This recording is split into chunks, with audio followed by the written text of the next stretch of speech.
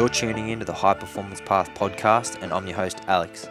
If you want to increase your productivity, enhance your mental performance, hack your sleep, and build a bulletproof body, then you're in the right place. Get ready as we dive into interviews with performance coaches, business owners, and health professionals to find out their daily routines, habits, and movement practices. All right, let's go.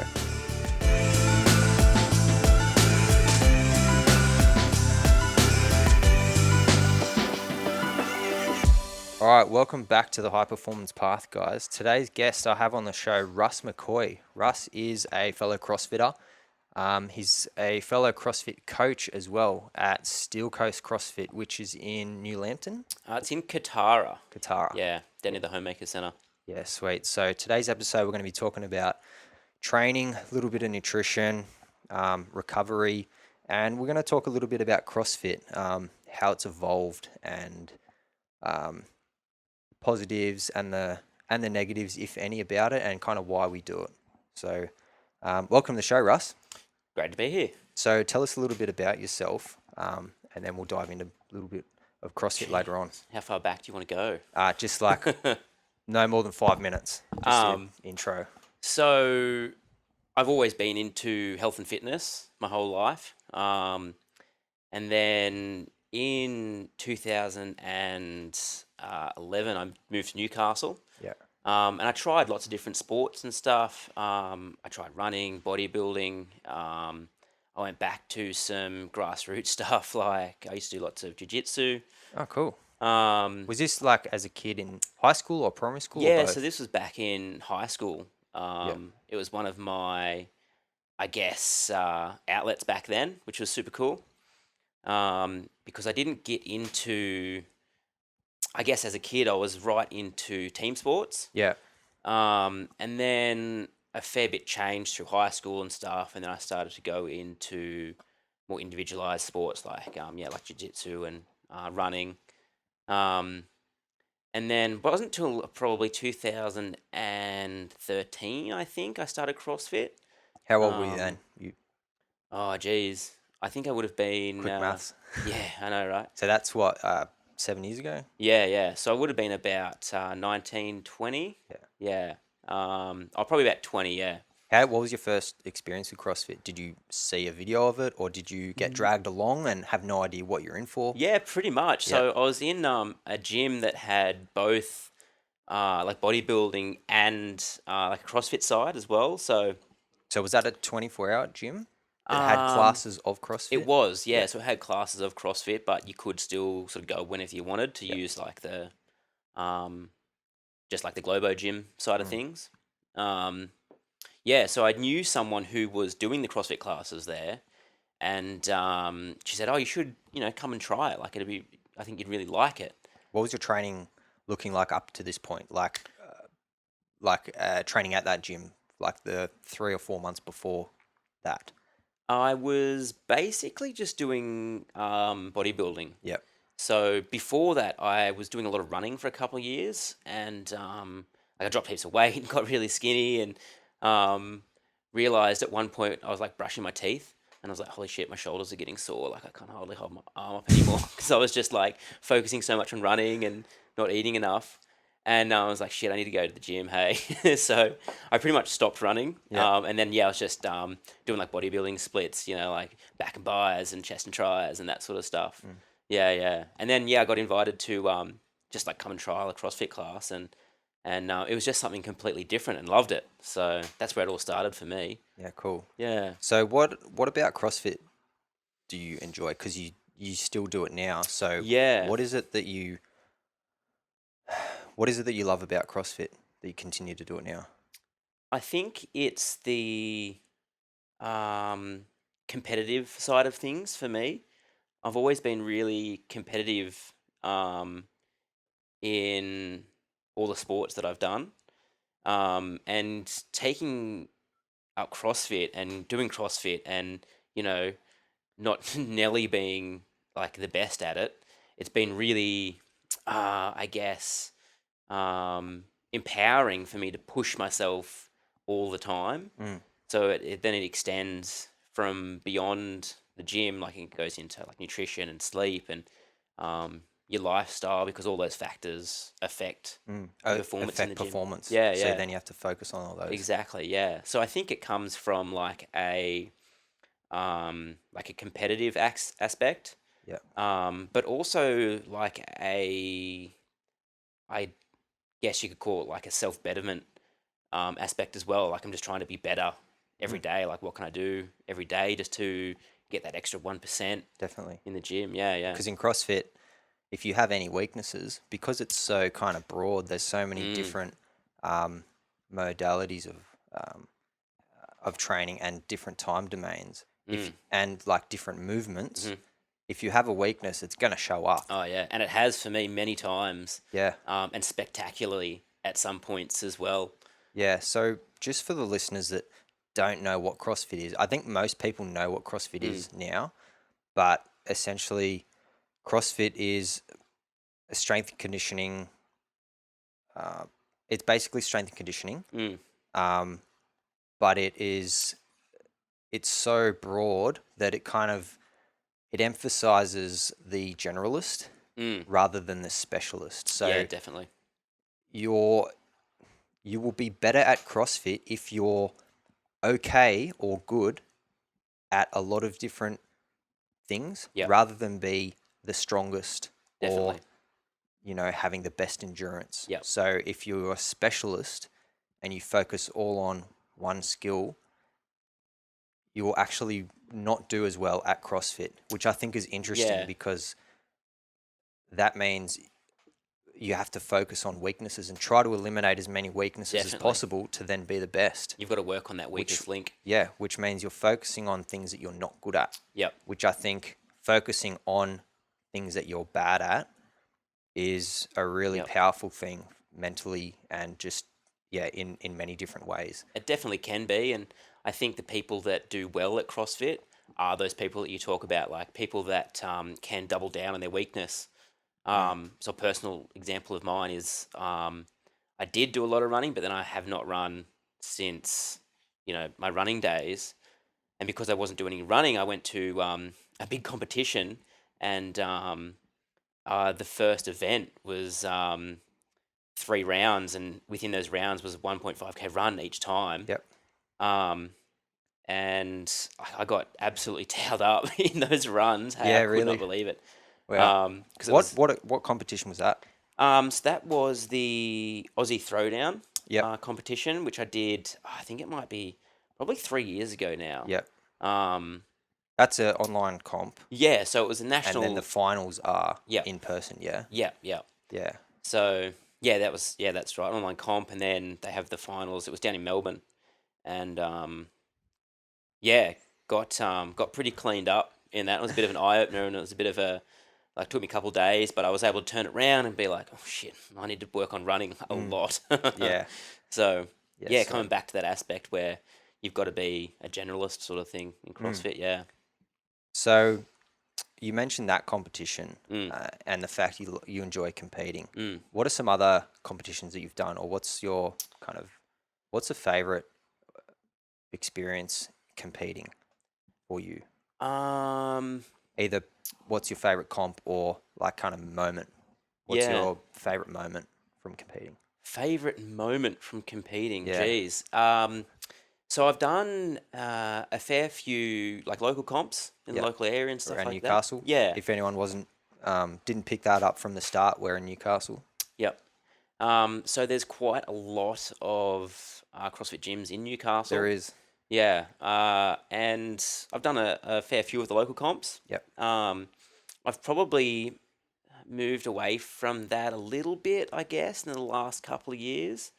But probably one of my favourite comps that I have done was the 2019 Torian Pro.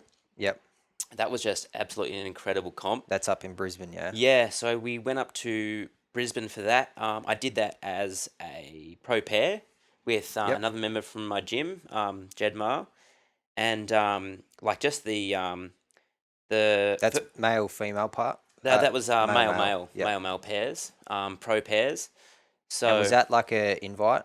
yeah, You've got to be invited yeah, to have a pro yeah, absolutely. card for that and a pro Yep. position. Yeah, sweet. So we we did the online qualifiers, and then made the pro card, which was super cool. So just the way the comp was run up there was just absolutely incredible. Yeah, Like the I organization was haven't been able just to get up there, but I've heard it's a really good comp. yeah, just like as good as, if not better than, some of the sanctional events that we Yeah, have in really. Australia. Yeah, it was just incredible.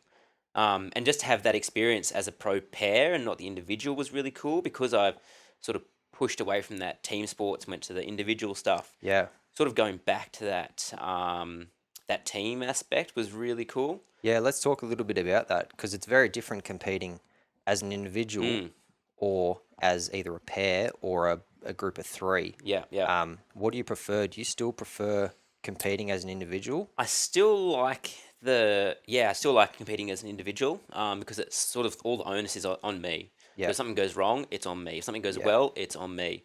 Um, but yeah, competing as like a pro pair, for example, was super cool because we were able to, um, I guess, go through workouts to our strengths.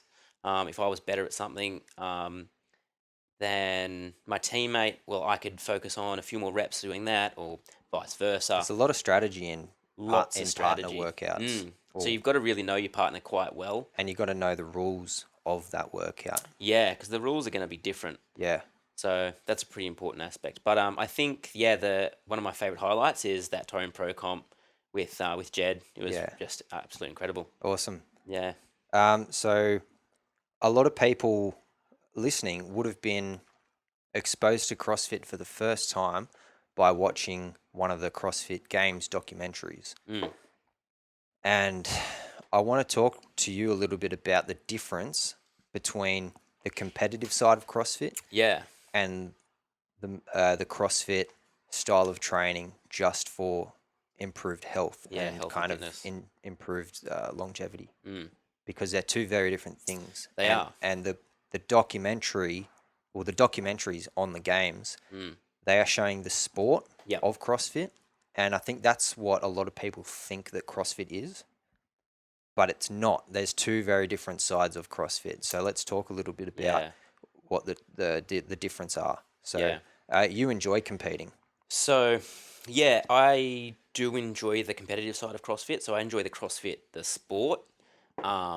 But as a CrossFit coach, I'm very aware of the two different aspects of it, of Mm. CrossFit. So like the members in the gym that I coach at Steel Coast, probably see two different sides to me. There's the coach Russ, who does all the coaching, and then there's member Russ, I guess. So when I'm training or training in classes, that sort of thing. And I really try and separate. I do put an emphasis on separating those two, because I Yeah. can't have training Russ do the coaching, because there's a difference Yeah. in the sport of CrossFit and CrossFit for health and fitness. Yeah. So majority of members in your local CrossFit gym, majority of those members are just there to um, look better, feel better, stay healthy, Yep. not compete at a high level. Yep. So their goals and needs are going to be very different Yep. to an athlete who wants Absolutely. to, improve as much as possible and recover as best as possible and kind of get, as much good quality training and nutrition and recovery in as possible. Yep. So their styles of training are going to be very different. Yep. So let's talk about what your everyday kind of CrossFitter training Mhm. kind of needs Yep. versus an athlete. Yep. So, people who let's call them members, who are what you say there for health and fitness and wellness, longevity. Doing an hour class is perfect. Like, we can fit in some good accessory work, some kind of strength piece, and then a conditioning piece. And being CrossFit, it's those broad times and different modal domains. So it changes every single day. And for those factors, that's all we really need to be fit and healthy, is do a little bit of strength work, do some cardio, and then outside of the gym, eat some vegetables. Yeah, so let's go back to what the original kind of CrossFit programming is. It's Mm, GPP, which stands for General Physical Preparedness. mm, So this is why CrossFit initially was quite popular among military and emergency service personnel, because GPP, General Physical Preparedness, means kind of being prepared for as many different things as possible, being prepared for the unknown. yeah, So being able to run for a long distance, be able to carry heavy things, be able to move your body weight, up and down, be able to pull yourself up to a bar. yeah, That that's good for emergency service personnel who don't really know what they're going to have to encounter in their jobs, yep, and military as well. But just for your general population, that sort of stuff's perfect for them for everyday absolutely. life. Being able to, just carry the groceries in one trip, Yep. because that's everyone's goal, isn't it? Yeah, exactly right. To Stop carry them making from two the trips. car to the front door in one trip. Yep. But yeah, being able to walk up and down stairs, stuff like that. So, with the goal of staying healthy Mm, and improving kind of longevity, mm, as soon as you get to an age where your body's degrading and you're not able to walk up and down stairs, or you're not able to pick yourself up off the floor mm. if you've fallen, if you can't get up out of a chair, you can't, that's essentially you can't get off the toilet. Yeah, and that's what something really cool that CrossFit embodies is the idea of health.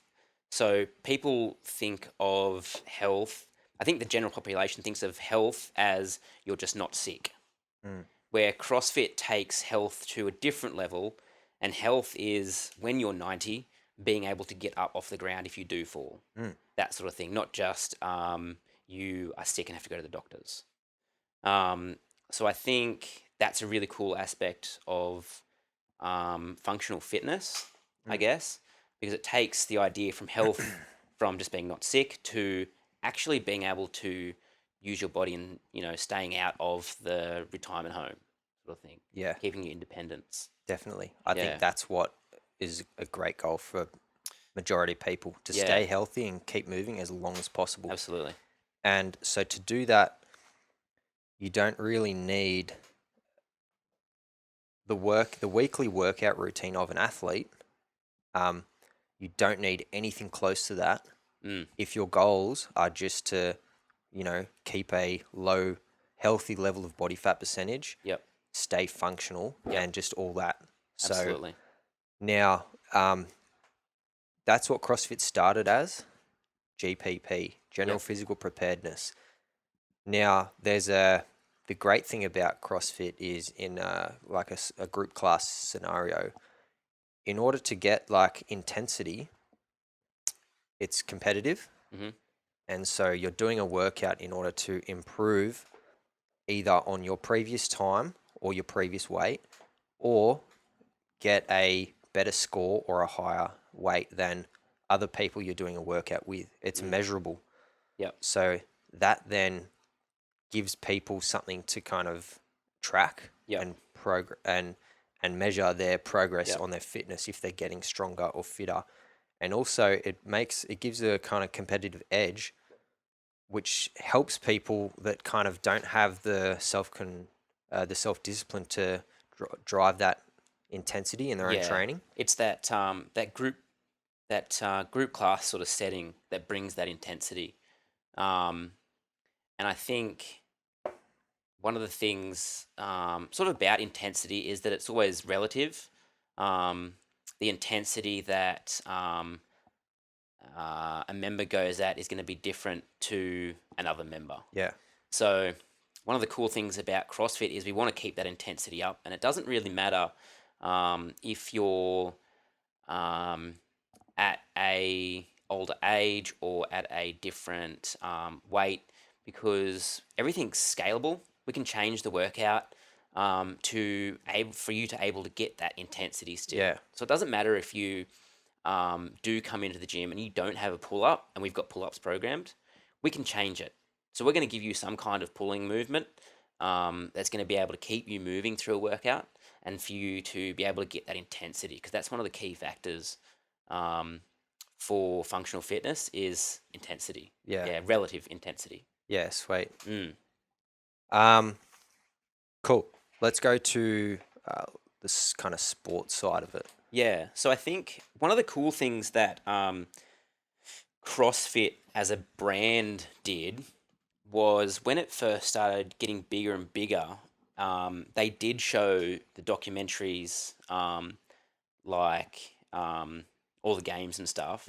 Fittest on The earth. Fittest on Earth. Yeah, all those documentaries. I think I don't know whether they did this purposefully or not, but I think they've done really well in the fact that they've given the world CrossFit as we know as the games, because that's big and cool, and look what these people are doing.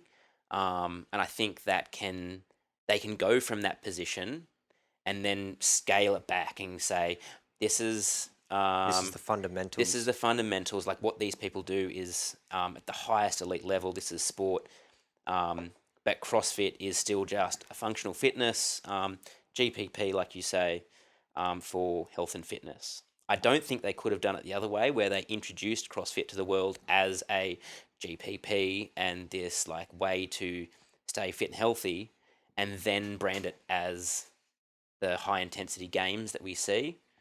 It would be tough to take it back that way as a marketing thing, I think, and then try and sell it to like the special forces and emergency services and things like that. As like a training program. Yeah, because they'd be like, why do I want to do what that 60-year-old lady's doing? You know, doing empty barbell cleans and push-ups off my knees. Like, that's not, I can do more than that. Yeah. Of course we can. So I think it's cool that they've taken it from that way. Yeah, cool. So, what's your training kind of looking like at the moment? Are you ramping up in order to compete anything? Have you got any comps coming up, or what's your training kind of look like at the moment? So at the moment, where the next comp coming up is the Down Under CrossFit Championships. Which actually, because of what's happened recently, because of the coronavirus, that has had a date change. Yes. It's not cancelled, they've just changed the date, right? Yeah, they've just pushed it back a little bit. So it was scheduled to be in May. Yep. But they've pushed it back now until early July. Yep. Yeah, just because of the current climate. Yeah, so at this point,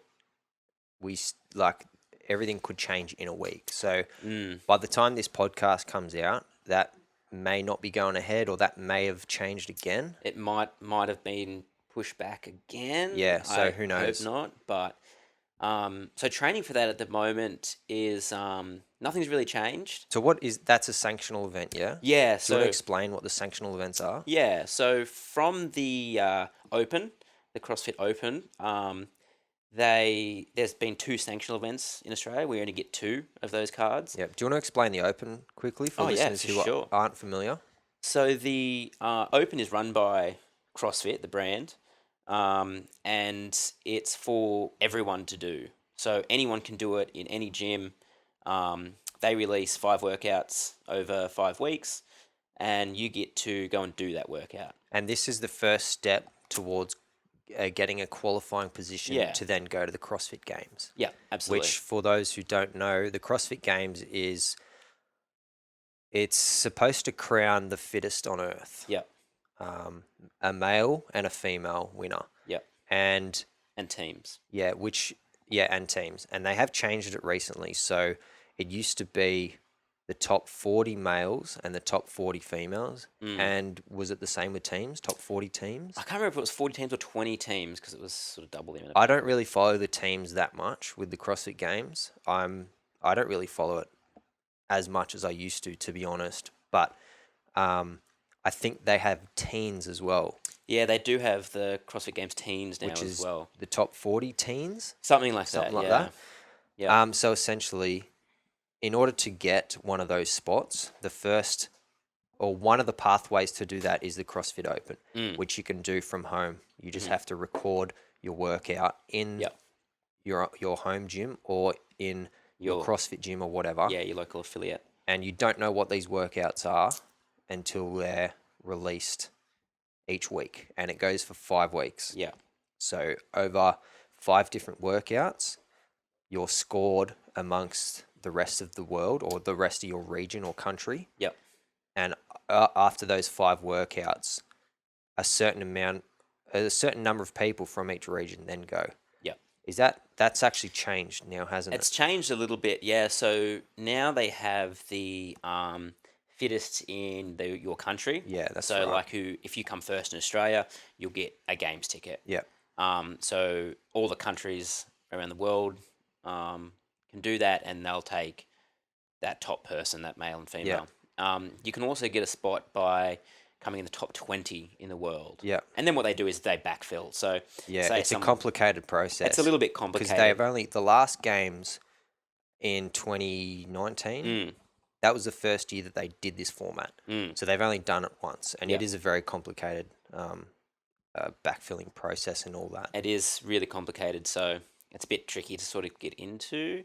But yeah, they backfill. Yeah. So one example would be if you won your country and you also got a top 20 spot, well, they would backfill that top 20, go down to 21. Yep. Yeah. Now, another pathway to get a spot at the CrossFit Games is by winning one of these sanctional events. Yep. Which in Australia we have 2. Mm-hmm.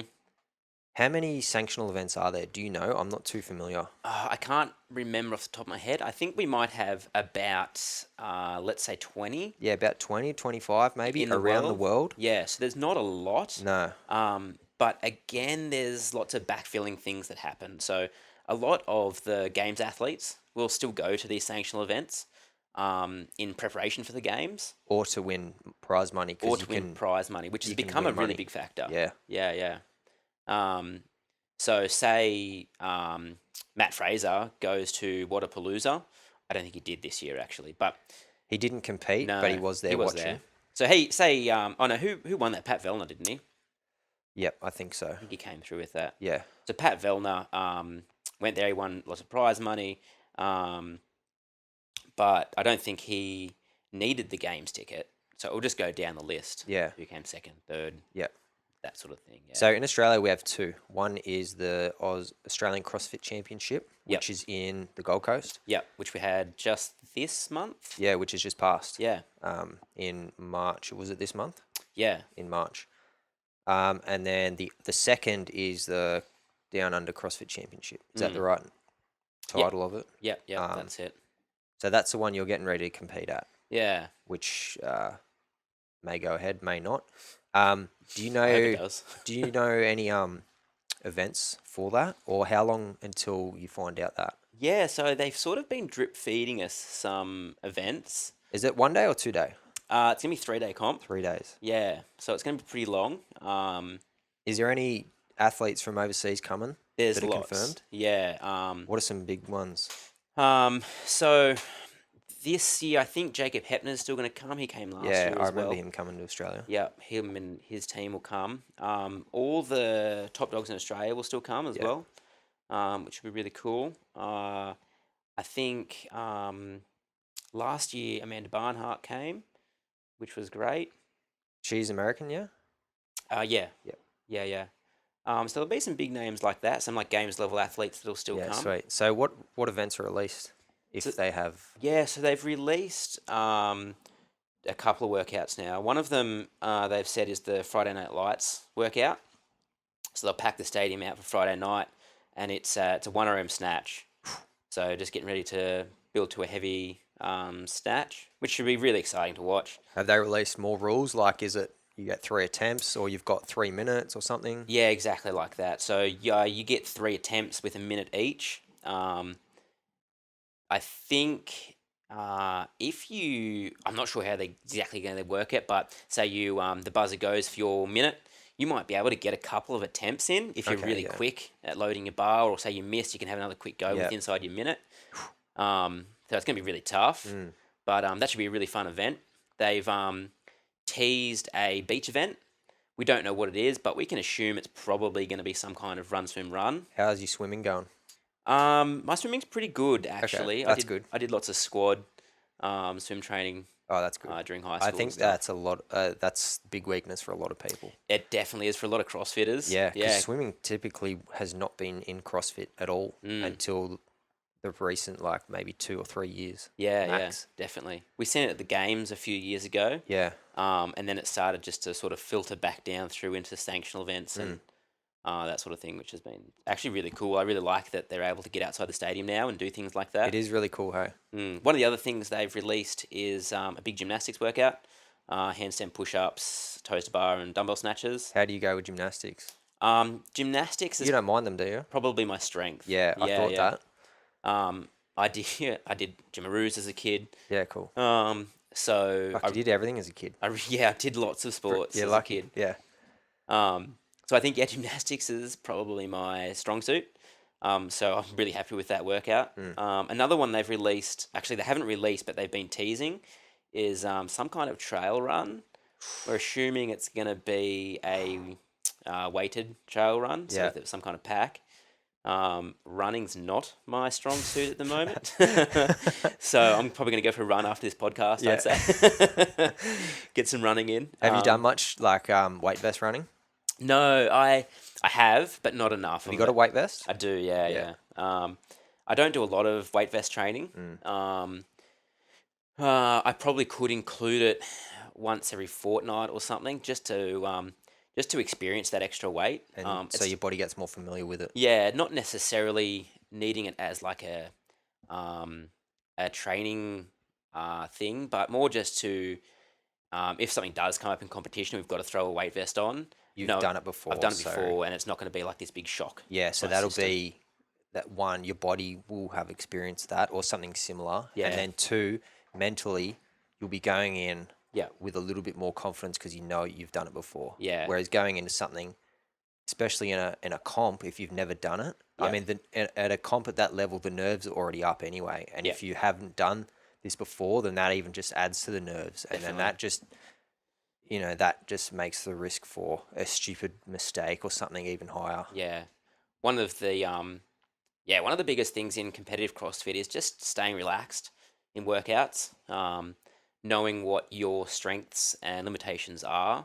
There's a lot of strategy that goes into competing. There is a lot of strategy, like physically and mentally. Yeah. Yeah. How you're going to approach workouts, how you're going to break up reps, what your mental strategies are leading up to that event, what your mental strategies are during the event. Lots of self-talk sort of stuff as well. I've been getting into that a fair bit sort of this last 6 months to a year, I guess.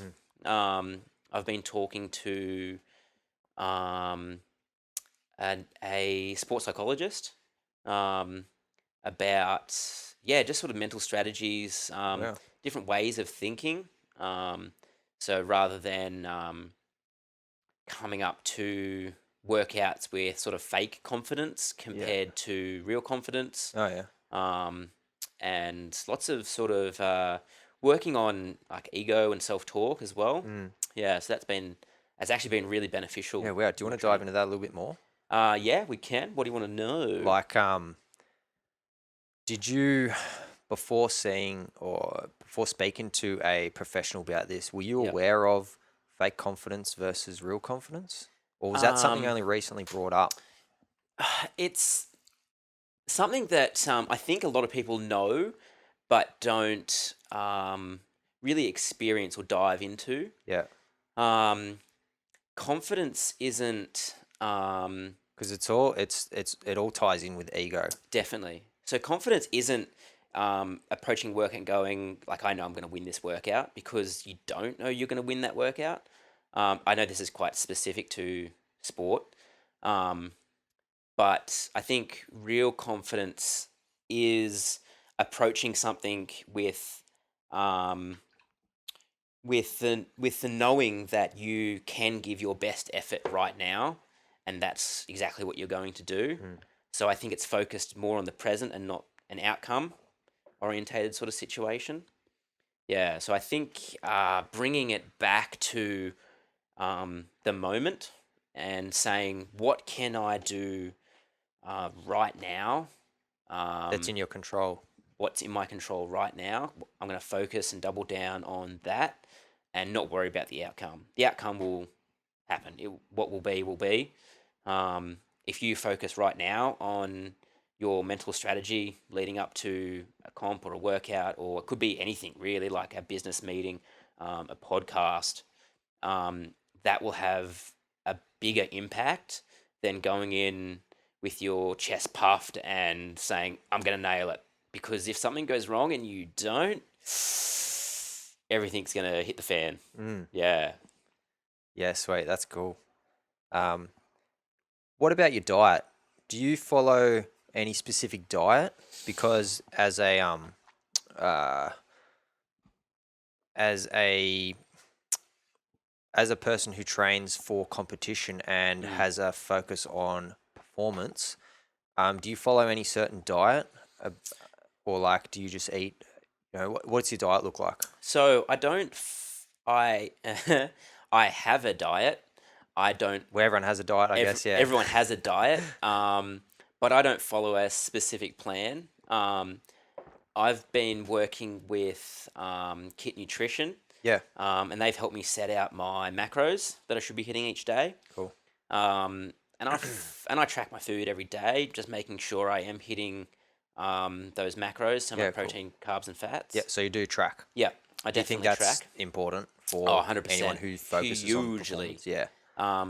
I think everyone's sort of starting to clue on to the fact that nutrition is more important than probably what you do in the gym. What would you say is a ratio? How important is nutrition versus the actual working out part of? I think you can get really quite fit even still with a poor diet, because the human body is just absolutely amazing. I think that it would be, in my eyes, I'd put it as 50-50. Yeah. I think nutrition is as good as the training you do, and combining those together is just really good. Because I think even if you were eating pretty rubbish sort of food, you can still get quite fit. And I think if you were eating really good food and doing very little to no training, you could still be fairly fit. But combining the two is Powerful. super important. Yeah. And then From a competitive aspect. yeah, definitely. and then what else is important what else is important to you for human performance? Sleep. Yeah. So sleep is my number one. Yeah. That becomes before nutrition, that comes before training. Yeah. Making sure not only I'm getting enough sleep, but also the quality of my sleep. So even though we might be going to bed at, let's say, like 9 o'clock, getting up at 6:30, even though I'm getting those hours of sleep, they might be really poor quality hours. One of the things that I've implemented in my training lately is the use of a Whoop band, Yep.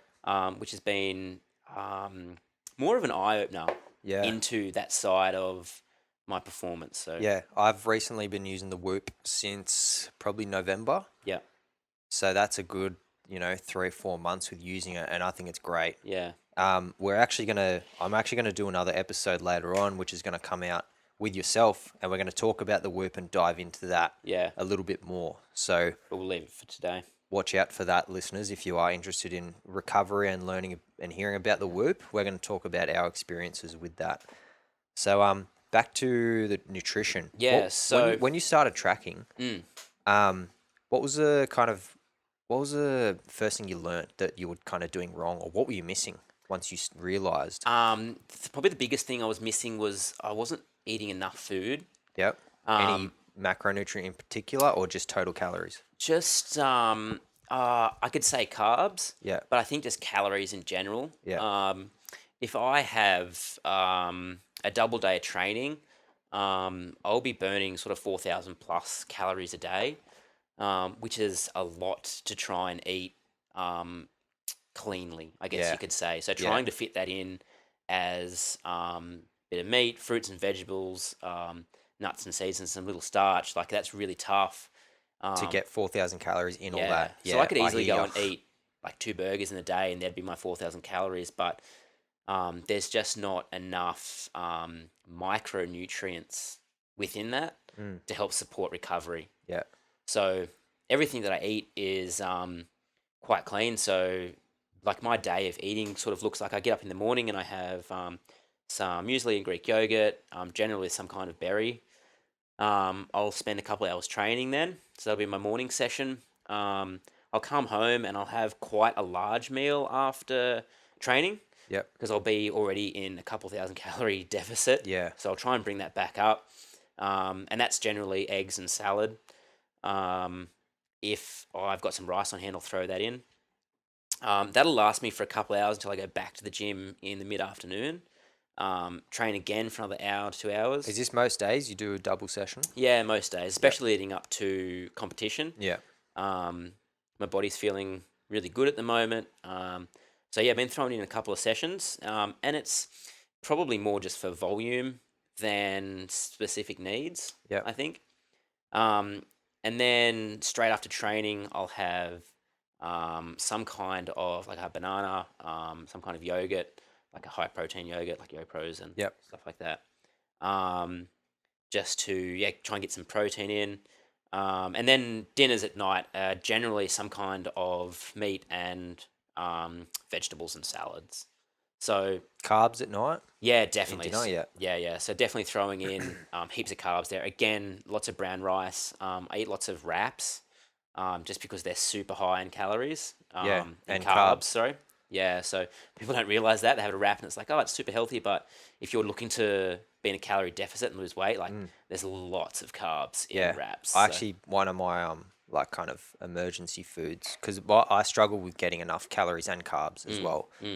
And so I have kind of wraps and peanut butter. That's my like emergency food. Because you don't have to heat up any of it. You don't have to keep it refrigerated.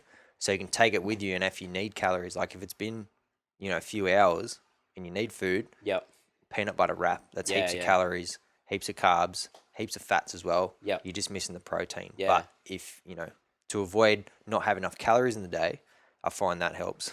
It's a pretty easy way to sort of get those carbs up, get those calories up. Yeah, so that would be my my nutrition. It's pretty similar, like not exactly the same day to day. Yeah, cool. Yeah. I wanna ask you a question that's kind of relevant to this whole lockdown kind of thing. Yeah.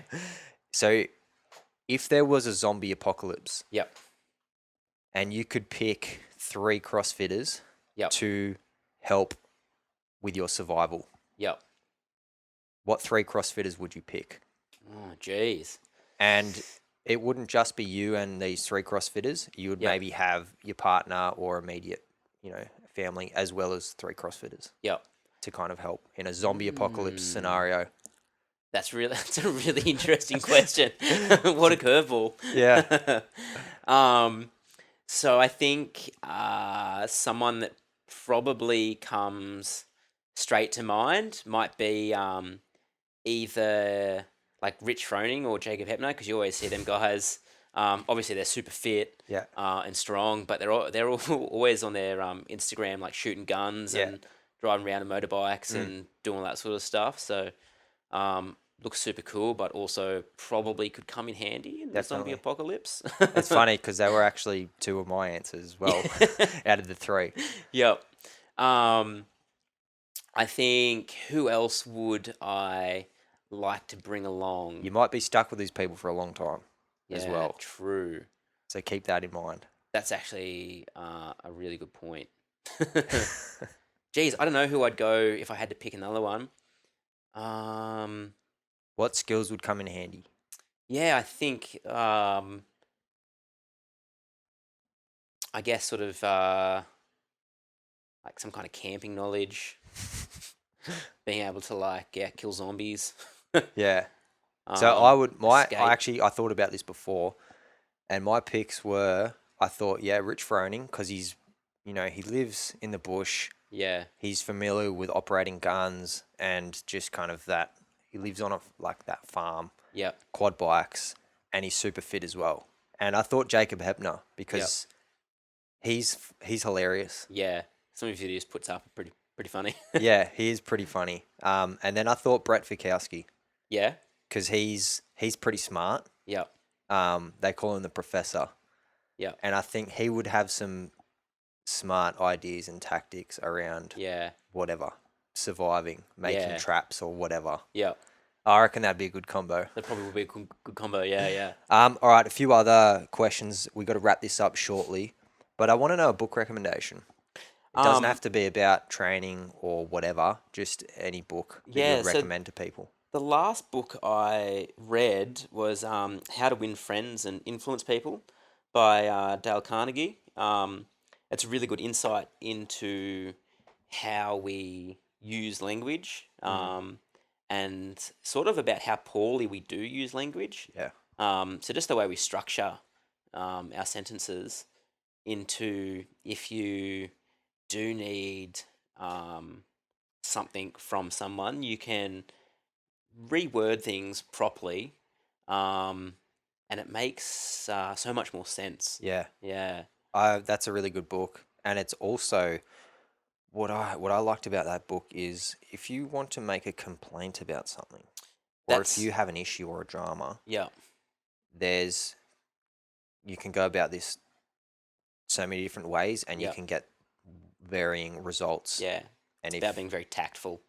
so if you, for example, have an issue, and if you respond to that person or whatever face to face or via email or text, and if you blow up in their face and just abuse them, they're not going to want to help you at all. Yeah, They're going to be like, well, it's probably not their fault, or it might not be. Regardless, if someone's coming at them complaining and nasty and just, they're going to be like, fuck this person. I don't want anything to do with them. Fuck them. yeah, But if you come to them and kind of in a very different response, yeah, then they will be like, oh, okay, we understand. Yeah. And it may even turn out better for you. yeah. Exactly.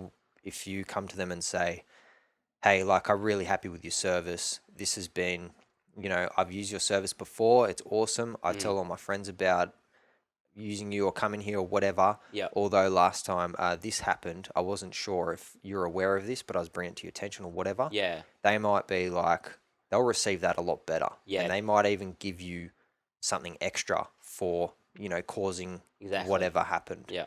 So there's two very different ways you can go about that scenario. That's just kind of one of the things in the book that I got Yeah. out of. But With lots of good examples too. heaps of good examples. Yeah. It is it's an older book. Yeah. When was it published? Oh, Do you know? I can't remember off the top of my head, but I can't remember either, but Yeah, it's not new. no, it'd be sort of 40 years old, I think. Yeah. I think even more. Yeah, probably longer.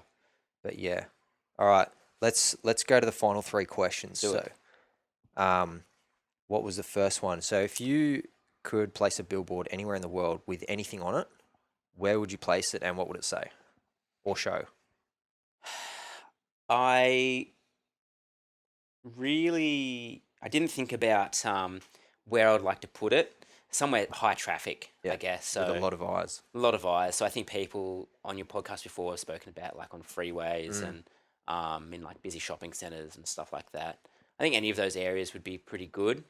And I'd probably have it say, just do it. Like even like stealing that straight from Nike. Yeah. I think that'd be really cool. You'd have like a subcaption with something a little more specific, but I think just do it is actually a really good, short, sharp way to say, like, just do it. Just get out there and start that health journey. Get out there and just do it and start that online business. Get out there and just do it. Like, ask that girl out. Like, you need to be able to have that confidence. Just do it. Basically, don't wait around. Like, if it's something you're going to do it eventually, get into it. I like that. Yeah. Have you actually seen Shia LaBeouf? I think that's how you pronounce his name. He made a motivational video. Yeah, it's him that's flexing. titled that. Yeah, and he's yelling that out in Yeah. the camera. Just do it. Have you seen that? I've That's seen it, hilarious. yeah. Yeah. I'll actually That's link really to funny. that if anyone hasn't seen it. It's just hilarious. It's funny. Anyway, next question. Yeah. If you could travel back in time 10 years, what advice would you give yourself? I would go back and tell myself that it's okay to be myself. When I went, like in primary school, I was, when you're a kid, you're always yourself and everything's all good. And then during like high school and puberty and all that sort of stuff, you start to sort of detach from yourself. And I remember a lot in high school, like it just sort of it's not cool to try, like especially in like health and fitness. Like it wasn't cool to go and like try in school sports and stuff like that because you like would be the try hard. Um, so I think like during that time I shut down a lot of like my feelings. Yep. And then since like growing up a bit more, you start to realize like I don't give a fuck what people think. Hey, like I am gonna go out there and I am gonna try pretty hard. Like stuff is. Yeah. So I think yeah, going back and saying that to myself would be really cool. Yeah. Yeah, sweet. Mm. That's good. Because we grow up and kind of in that period, like early high school and stuff, we are trying to find who we are. Exactly. Yeah. And we're trying to become a person. Yeah. And so we're trying to be someone that we're not. Yeah. Exactly. To gain approval. Yep. From people. And that's a process. Because we just want to fit in, really. Yeah. Like every high schooler just wants to fit in. Yep. And you end up doing things that you don't necessarily want to do, and that can lead to getting in trouble and stuff like that. Or it can lead to you just sort of shutting down a lot of your emotions and thoughts. Yeah. Yeah. Sweet. Last question. Yep. If you could give someone a habit to practice for 30 days, what would it be? It would be to practice nasal breathing.